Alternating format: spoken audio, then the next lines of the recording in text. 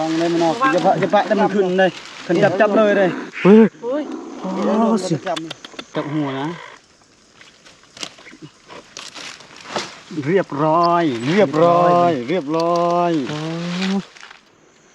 ทักทายสบายดีแล้วก็สวัสดีพ่อแม่พี่น้อง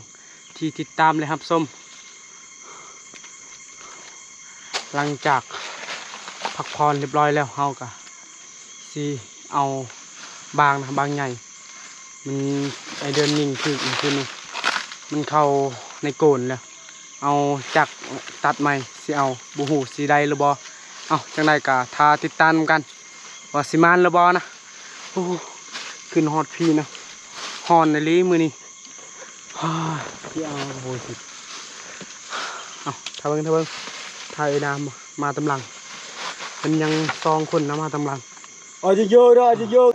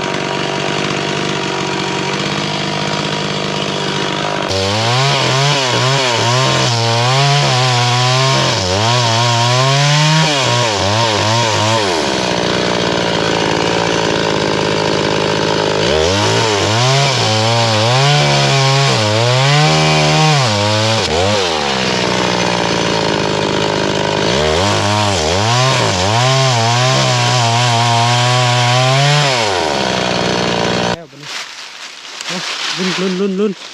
เหมือนกันนี้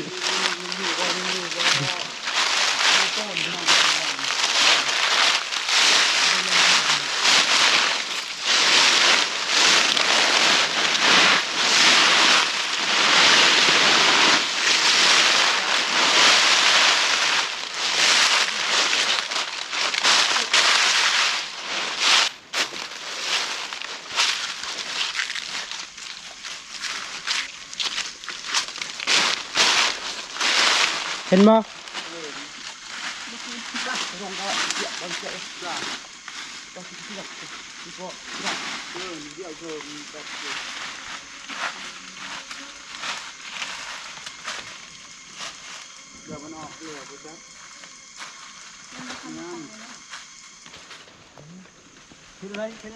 โอ้กบตายเลยอย่าจับเด้อคอยเด้อโอ้นี่เห็นห้างเลยเนาะโอ้นี่เป็นอะไรปะนี่ระวังเอามาจะได้ตัวเป็นๆนะคันเอาใดนี่ก็ถือปืนเลยเด้บุตายเนาะมันจะคิดได้ที่ไหนเนาะดึงบ่โอ้ยังบุตายเนาะบ่ทันได้ตายเจ็บตีเจ็บหน้าพังเบื้องหลังเบื้องหลังมาช่องมือเลยวางเลยมันออกจะปะแต่มันขึ้นเลยขึ้นจับเลยเลยเฮ้ยโอ้สิจะบึ้งออกเลยนี่ยี่เจ้าจับออกไปไหนบ่โอ้ก็สับ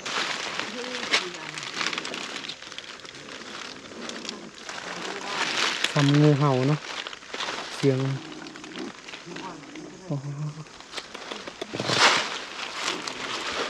ไผ่ก็บ่เห็นชีวิตไว้จนนั้น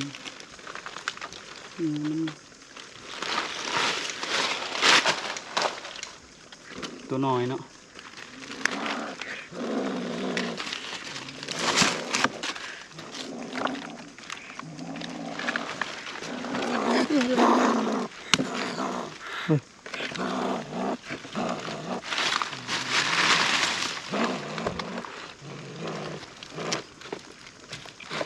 เสร็จกู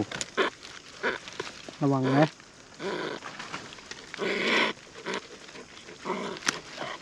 ยกจากหัวนะเรียบร้อยเรียบร้อยเรียบร้อยเออ ตัวผู้ ใหญ่ปานใด ตัวผู้ตัวแม่ตัวแม่เนาะ ได้เลย หางมันทักเอาดิ ทางบ้าน เดี๋ยวว่ายังอีก มันมีไฟฉายเนาะยิงเบิ่งดาวไอ้โทรศัพท์ ยังบ่ทันตายเด้ทมิดบ่พังว่า เอาไหนมาเจ้า ตัวแม่ บ่นานเลยนะบ่ดัง บ่พังเบิ่งตัวผู้ตัวผู้เมื่อคืนนี้ก็ตัวผู้นะเอาได้กับไอ้เฮียง อันนี้ก็ตัวผู้โอ้มาแล้วมาแล้ว อันนี้ก็ต้องเข้าใจเด้อพ่อแม่พี่น้องบ่แม่นบ่พังตัดไม้ทำลายป่าในเดือนยิ่งบาดเจ็บเลยเสียดายปะนะ ก็เลยเอาจักรเขาเจ้ามาตัดไม้อีกอย่างไม้นี่มันไม้โกนนะมันอยากตายแล้วก็เลยตัดเสียดายสัตว์เอาได้แล้วเฮาก็สิกลับมาหาทีมงานเฮาอีก เรื่องเด็กตามหอยเป็นเด็กตาเป็น มือเบิดเลยมีกินดอกอันนี้นะสักดอกนะมาฟังบูฮูซื้อเป็นเอฟซีแนะนำว่ากินได้เด้อนี่อันนี้ดูว่าดอกอันนี้ไปลงมาเลย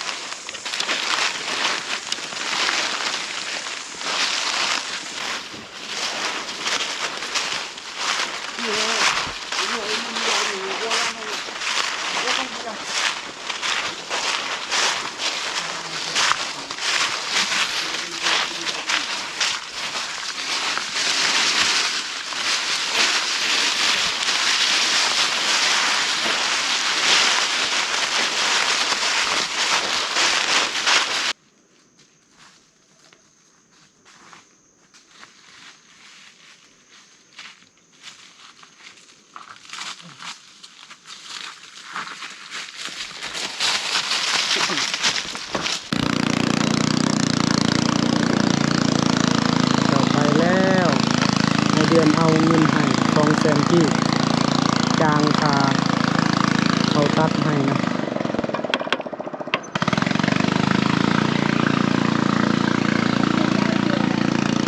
ไป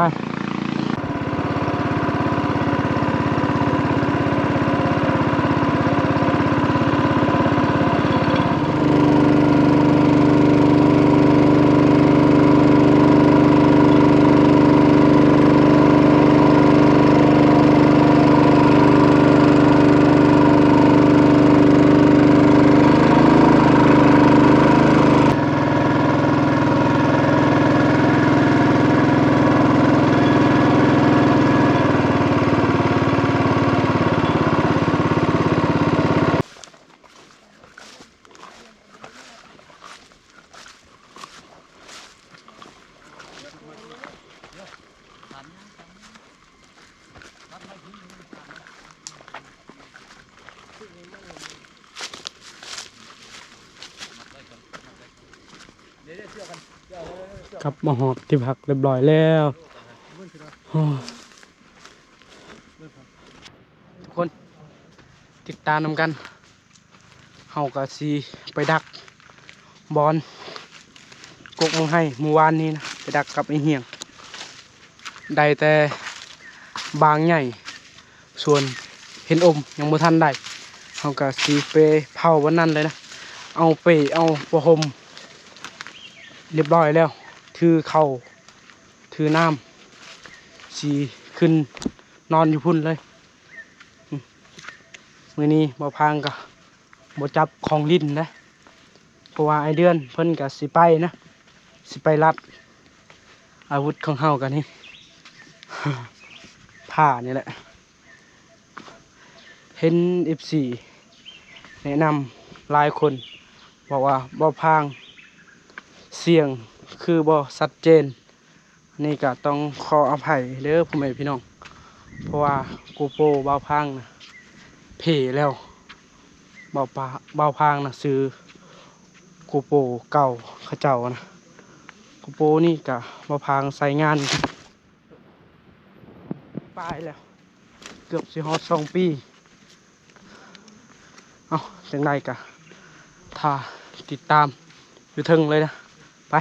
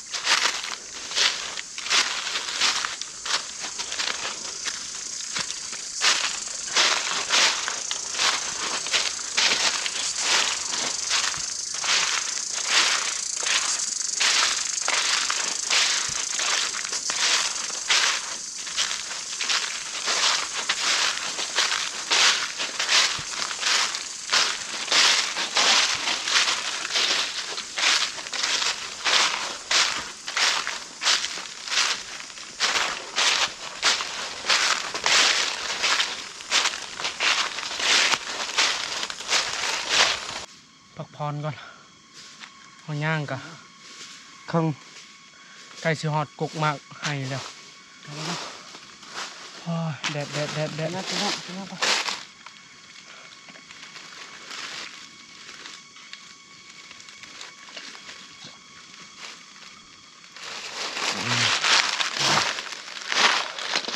จะมองอะไรให้นำ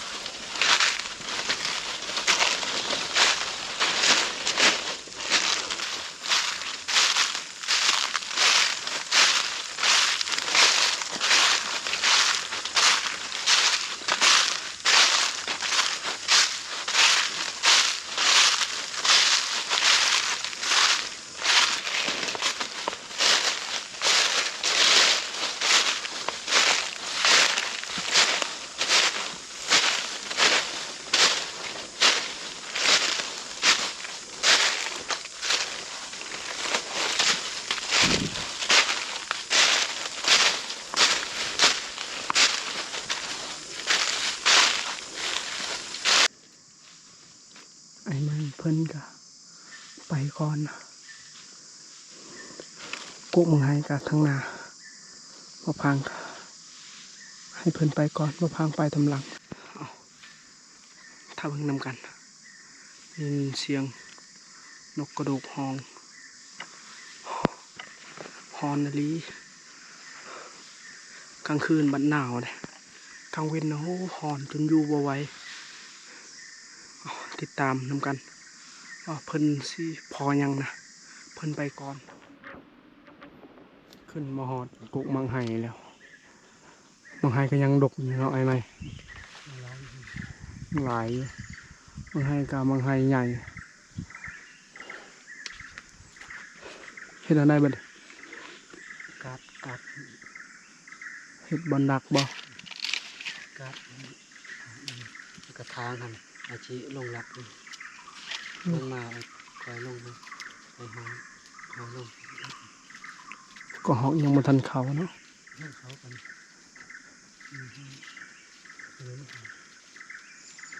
มื้อเช้านี้โอ้ลีจริงเท่านี้ฮอด20โต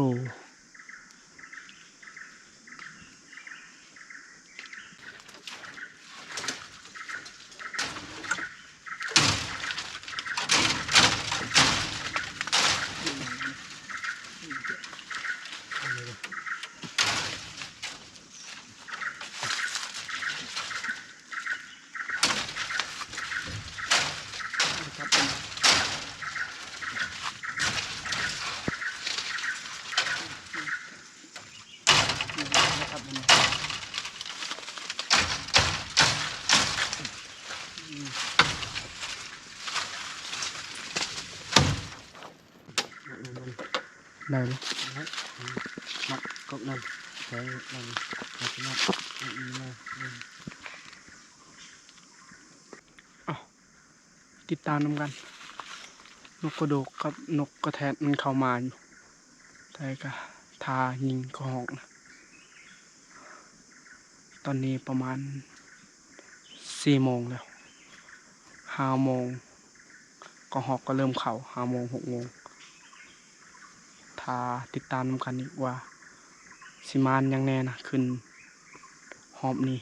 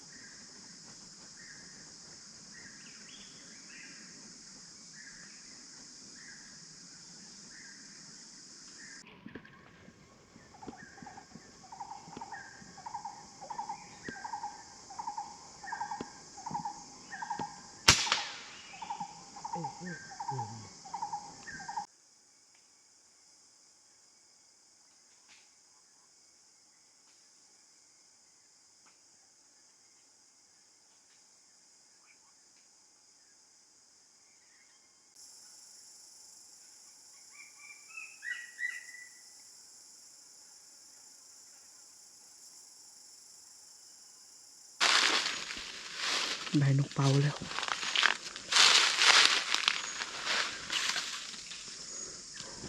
อยู่ลุม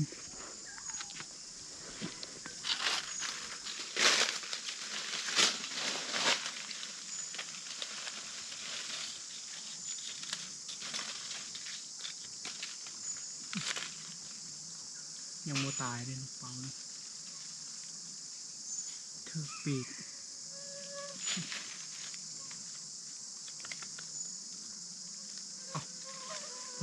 รุ่นต่อไปอีกสิมานหรือบอนะไป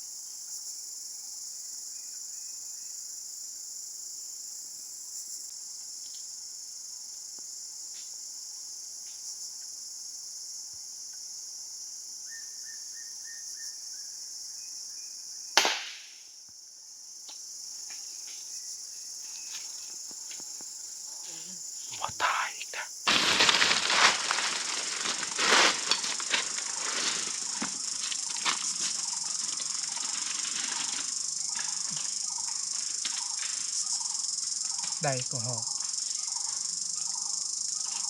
ละลายเลย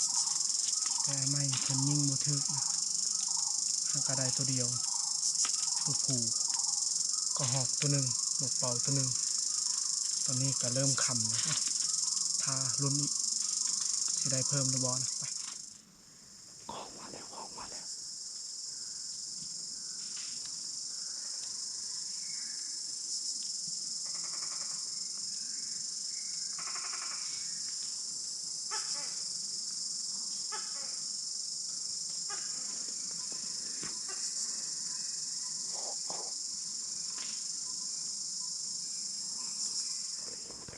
วตัวเล็ก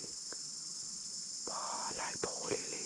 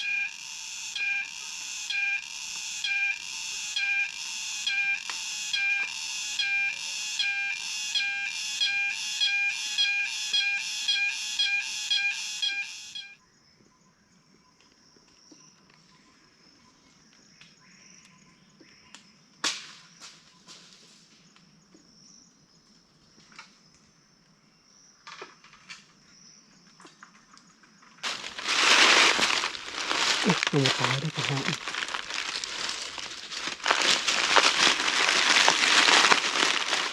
มันแลนเข้าโกนแล้วเสียดายบ่ได้ซ้ำบนนี้แหละมันเข้าเมื่อเช้านี้ก็บนนี้ไอเฮียยิงก็หอกบาดเจ็บมันเข้าโกนนี่อันนี้ก็บนนี้อีก2 โตเลยบนนี้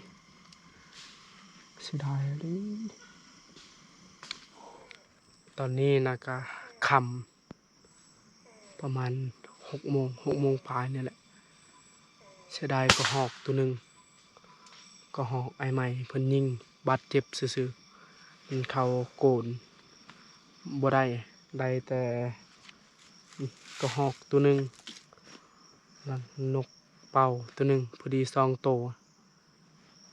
ตอนแรกก็หอกก็เข้าหลายอยู่เนาะไอใหม่ได้ประมาณ7-8 โตเนาะประมาณนี้แหละแต่ลิงนะตอนแรกมันเข้าประมาณ3-4 โตเขากินบางไห้บนนี้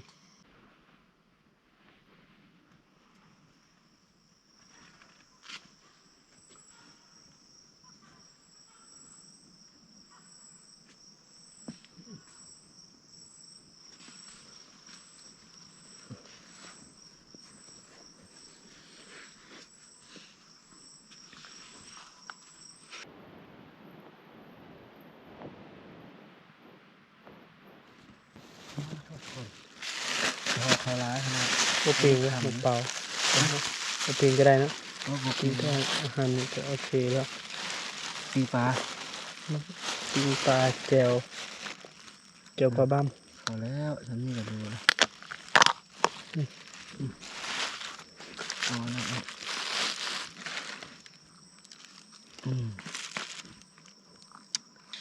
เสียบเนาะหิวข้าวเนาะ เลย เมื่อคืนนี้ผมมีข้าวกินมาฟัง เมื่อคืนที่อดทองห้องมดคืน มามีกินข้าวมาหิวข้าวไหม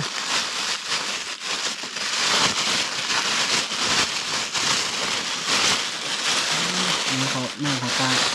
มาแม่พี่น้องกินข้าวนำกัน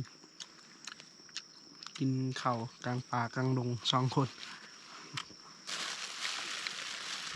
มึงเงินเขาปะ นั่นก็ เพิ่งมาเงินหรือว่าบางเขาปะ เราเลยบอกบ้าง ทำไมไม่เขาเนี่ยบาง น้อย บางไงบางน้อยบางไงเขาไป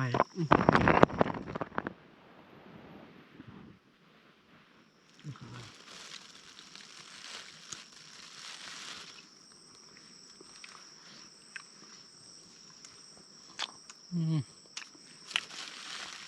คืนนี้กับไอ้เฮียงพากันอดข้าวนู่นนี่ถือข้าวอีก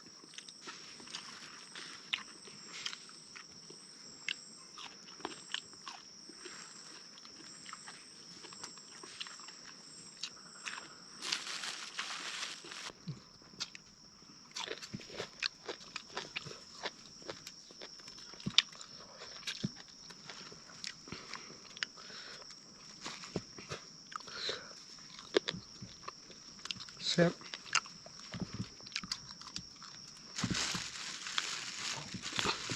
ก็ฮอกกับนกเป่ามีแต่ก็ไม่อยากกินหน่อไม้กับปิงปลา ครับเขาอยู่ปลากายปลาอีกอะไรไปผู้พร้อม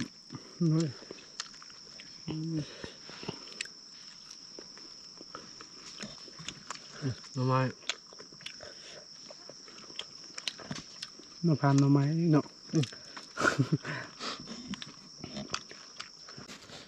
กินสมอีกกินสมมะม่วงรอบดึก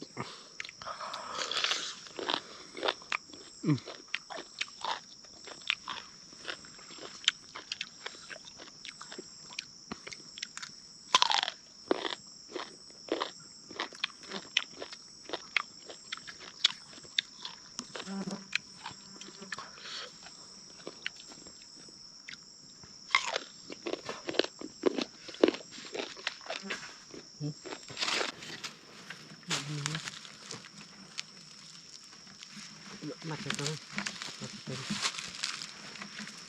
มาดูแล้ว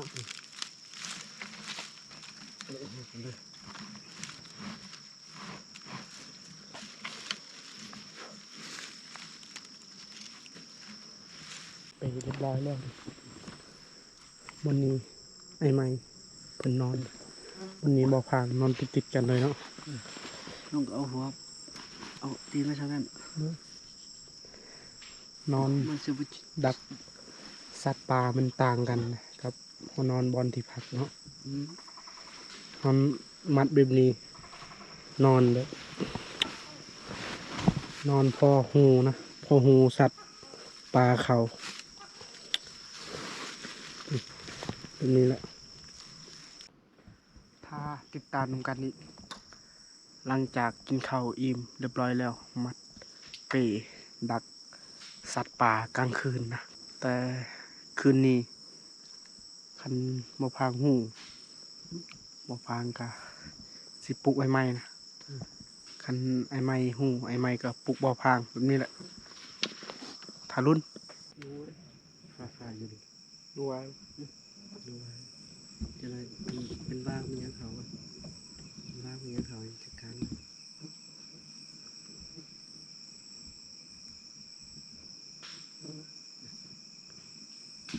เสียงเนาะข้างในเสียง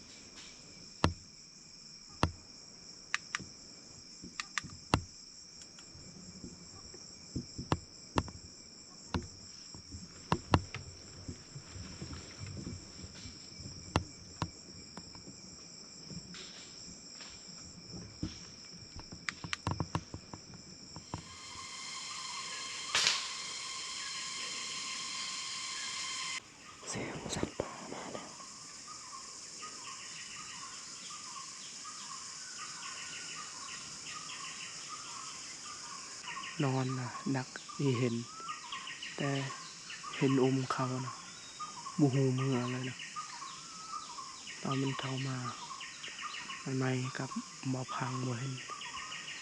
เห็นแต่มันลงมา เริ่มแจงแล้วมันคำเห็นผิดพลาดให้ใหม่ยิงบ่ทันเสียงดีแซวๆอยู่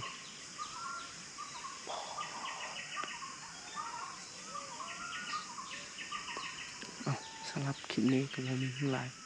คนอื่นก็ต้องขอบใจพ่อแม่พี่น้องติดตามและให้กำลังใจคลิปหน้าพบกันใหม่